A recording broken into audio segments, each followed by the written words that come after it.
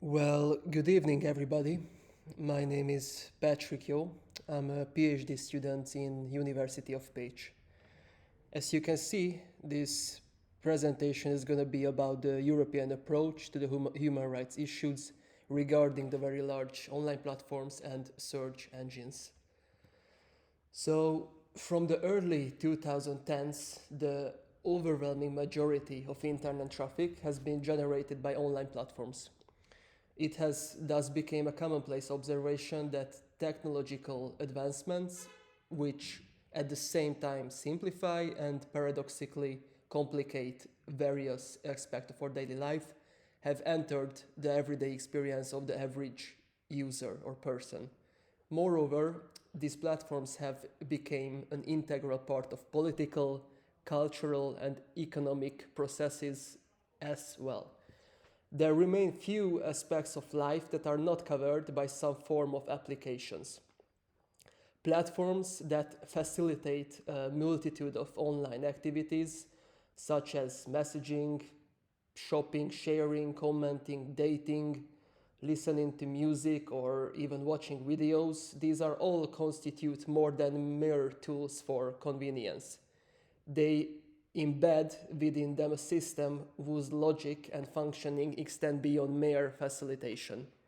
In reality, they actively shape human life and the organization of society itself. Alongside the many advantages of the digital space, it has also brought about a significant increase in risk and challenges. The inherent operational nature of digital platforms, their profit driven, click based business models, and the technological solutions they employ pose substantial challenges and risk to the enforcement and protection of human rights.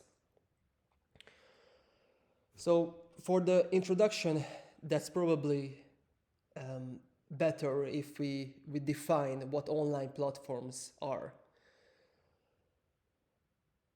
So the term online platforms encompasses a broad range of services types, variations differing in both function and use. Online platforms exist in various forms, sizes, including search engines. As we know, Google or Bing could be a great example.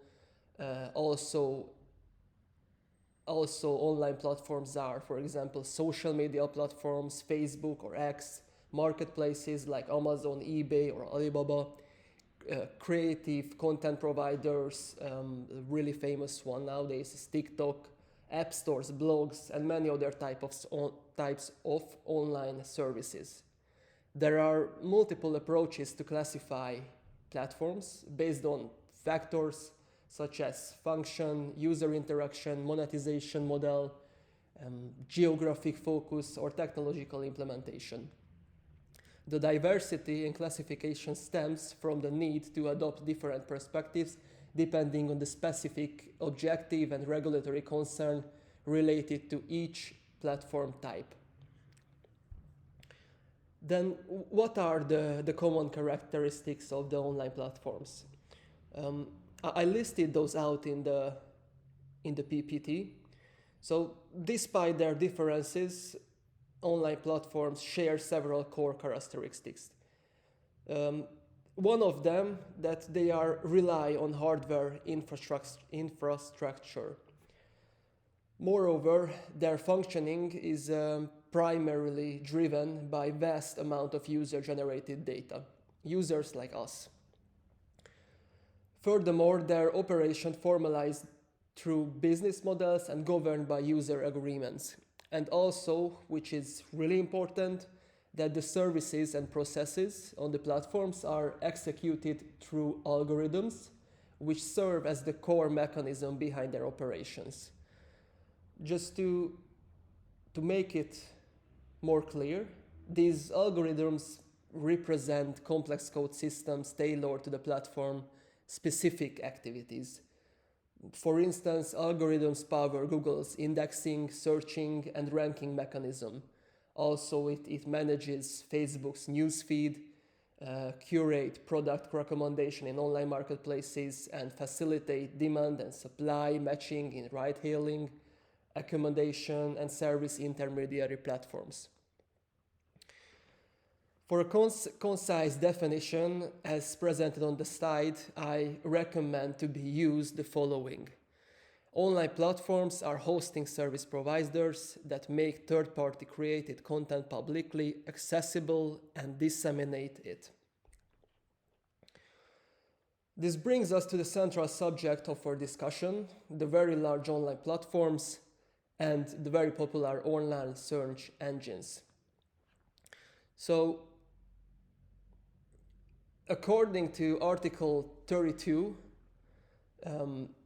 per 4 of the Digital Service Act, which is to be referred as DSA, these are platforms that have an average of at least 45 million active users per month within the territory of the Union. Obviously, when I say Union, I mean the European Union. Due to their indispensable nature, they are often referred to as gatekeepers. In addition to the DSA, the Digital Market Act, which is a shortened form is DMA, introduces significant regulatory advancement. I'm going to quote it. Article 3 of the DMA defines gatekeepers as entities that, through their services, are capable of connecting a large number of businesses' users with a large number of end users, enabling them to leverage their advantages, such as access to vast amount of data across different areas of activity. Some of these enterprises exert control over entire platform ecosystems within the digital economy, making it structurally extremely difficult for existing or new market participants to compete with them, regardless of how innovative and efficient these competitors may be.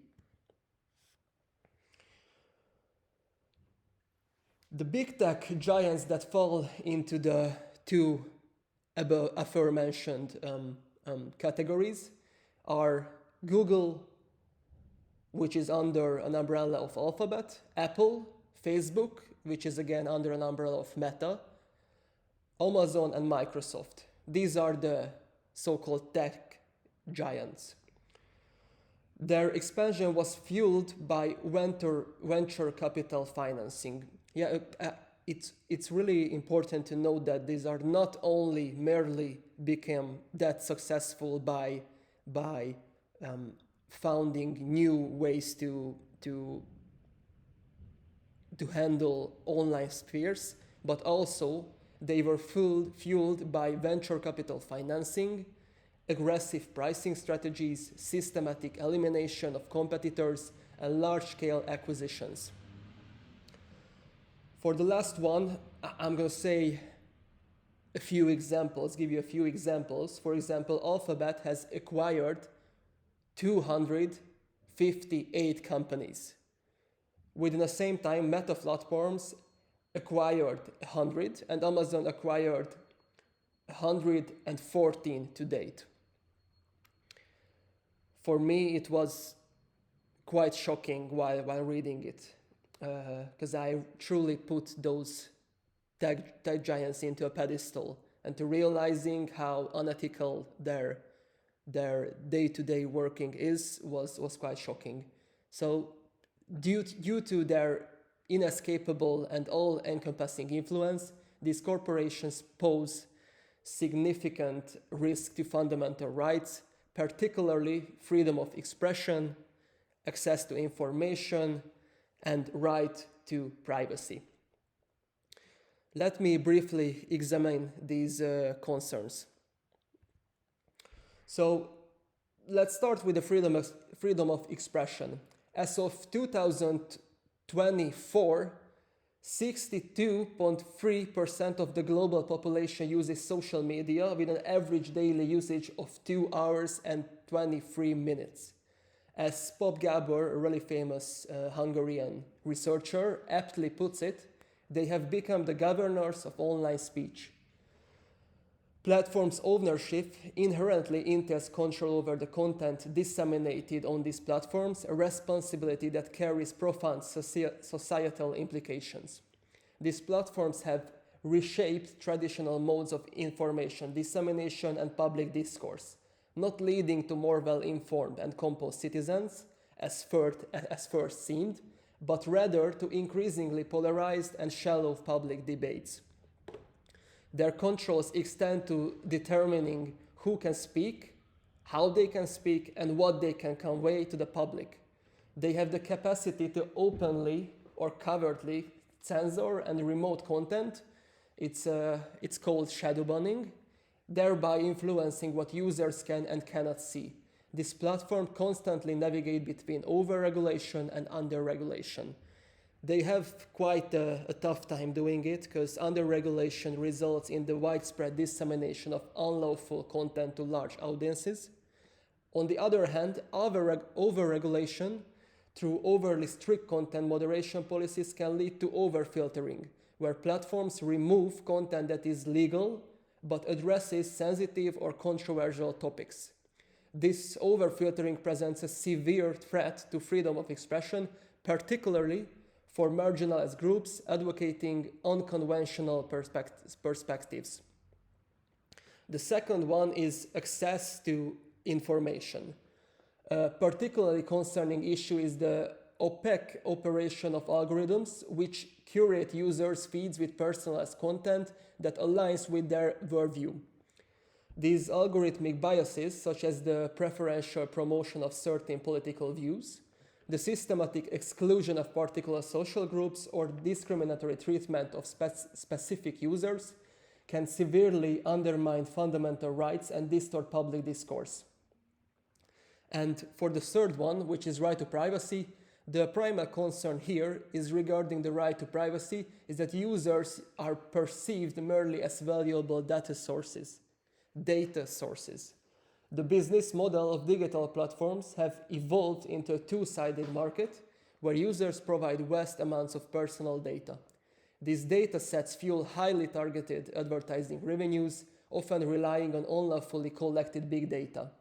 Such practices not only infringe on privacy rights but also expose users to the risk of data misuse, even if the data is exploited by unauthorized third parties rather than the original data controller. The protection of fundamental rights in the European Union and the DSA regulation framework could give us a little chance to solve these aforementioned problems. In the policies of the European Union, the protection of fundamental rights is not merely a guiding principle, but the very foundation of the Union's functioning and identity. This commitment stems from the Union's founding treaties, political strategies, and the legal norms applied in the legislative process. It is enshrined in the Treaty on European Union, also the Treaty on the Functioning of the European Union, and moreover in the Charter of Fundamental Rights of the European Union, and following this line also it could be found in the DSA, the Digital Service Act. So what is the Digital Service Act? Let's talk about it briefly. The Digital Service Act is effective from February 17th of 2024. This regulation is quite new on the market, let's say. The DSA is a regulation established by the European Commission, imposing binding obligations on all online services providers operating within the EU. The rationale for a regulation is that the DSA was adopted as a regulation rather than a directive to ensure harmonized and uniform enforcement across all member states, eliminating discrepancies arising from national differences in implementation. Its objective is one of the key legislative intentions behind the DSA is outlined in Recital 9, which emphasizes the need for a safe, predictable, and trustworthy online environment. The regulation aims to tackle the dissemination of illegal content while addressing broader societal risks such as disinformation. The DSA applies to intermediary service providers. Just to give an example, internet access providers, domain registers. Also, it applies to hosting service providers such as cloud services and online platforms and very large online platforms and very large online search engines. The last two are subject to the strictest regulatory obligations. The DSA key principles is proportionality. It means that the larger the service provider, the more strict the regulatory requirements. One of the new aspect of regulations such as DSA is the ex-ante measures and regulatory approach. It's a crucial innovation, I must say, is that it's ex-ante regulatory approach which seeks to prevent infringements before they occur, particularly in the case of platform services. The goal is to establish a proactive framework that ensures the protection of fundamental rights through preventive measures. Certain fundamental rights safeguards apply to all intermediary services, while additional stricter obligations are imposed specifically on the very large platforms. It's regulated under Article 34, and the general one is regulated under Article 14. So Article 35, in particular sets forth specific compliance requirements tailored to the most influential online service providers. The most important ex-ante provisions is called risk identification and risk assessment. The stricter set of requirements is established in Article 33, which mandates that providers operating very large online platforms and very large online search engines must identify, analyze, and assess systemic risk arising from the design, operation, or use of their services and related systems. This assessment must be conducted at least once a year, and whenever new features or significant modifications are introduced. From recitals 80 to 83, the legislator defines the areas of risk assessment, making the regulation almost normative at this point by specifying 4 categories of systemic risk that the very large online platforms and the very large online search engines operator must evaluate. The 4 categories could be seen in the presentation. I think I'm getting out of time, so I'm not gonna get deep into those. So the 4 categories, just briefly, is the dissemination of illegal content, the fundamental rights protected by the Charter of Fundamental Rights, the democratic processes, civic discourse, and public security, risk related to the design, operation, or use of the very large online platform and the very large online search engines. So the obligations set out in Article 33 complement the risk assessment requirements of Article 34 by establishing concrete measures for addressing identified systemic risk. Providers of very large online platforms and very large online search engines must implement reasonable, proportionate, and effective measures to mitigate risk. These measures may include adjusting the systems in place, such as content moderation mechanism, recommendation algorithms, advertising systems, and the algorithms that power them. Also, raising user awareness through educational initiatives.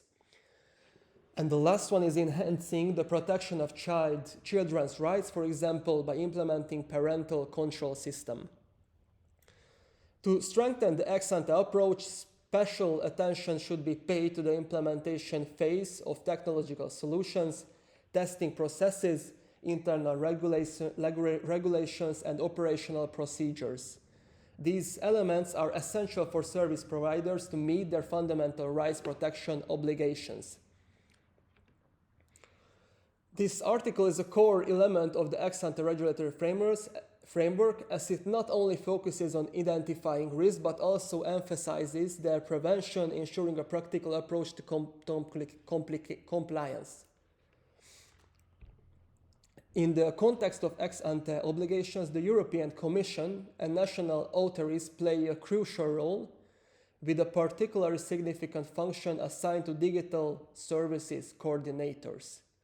The enforcement of regulations depends on the effectiveness of regulatory oversight over platforms, services providers, including the quality of supervisory mechanism, the extent of monitoring applied to mechanism aimed to protecting fundamental rights, and the assessment of their effectiveness.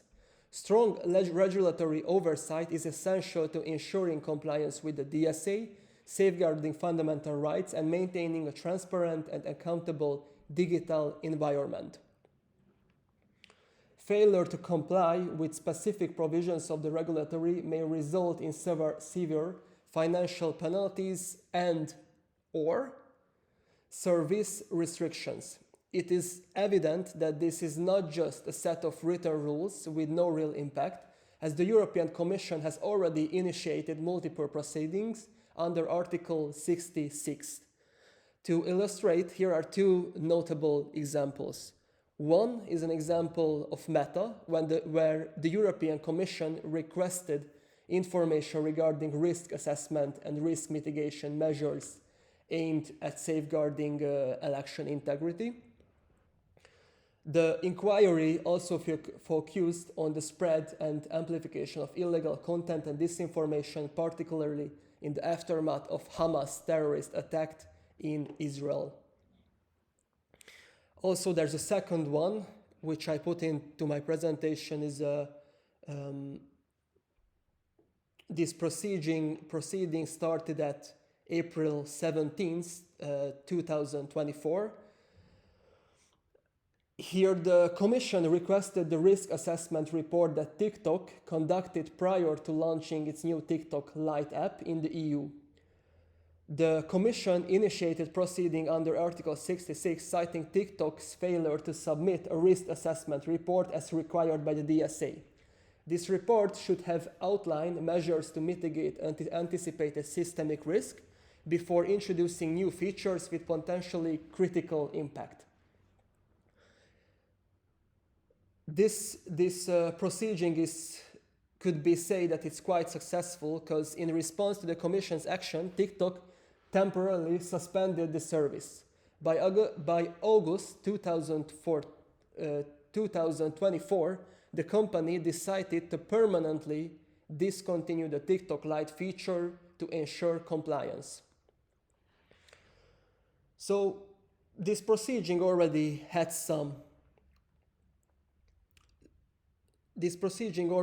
made some impact, let's call it that way. But these proceedings are unfolding just in front of our eyes. As a conclusion, to sum it up, so several fundamental rights are exposed to the dominance of the online platforms. The DSA aims to regulate this, among other aspects. One of the key advantages of ex-ante regulation is that it seeks to address issues proactively before they occur. This is particularly important in the digital space, where the speed and impact of legal violation far exceed those of traditional offline issues. Providers of very large online platforms and very large online search engines are required to conduct regular risk assessment to identify systematic risks that threaten fundamental rights. They must also continuously review these risks, particularly when introducing a new feature or service element that could significantly impact risk in the European market. However, it must also be acknowledged that no regulation can provide a solution for every case, given the unique nature of fundamental rights violations and the unpredictability of future developments.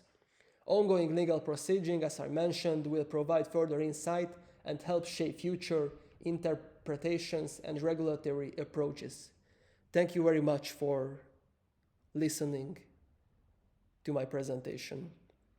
Thank you.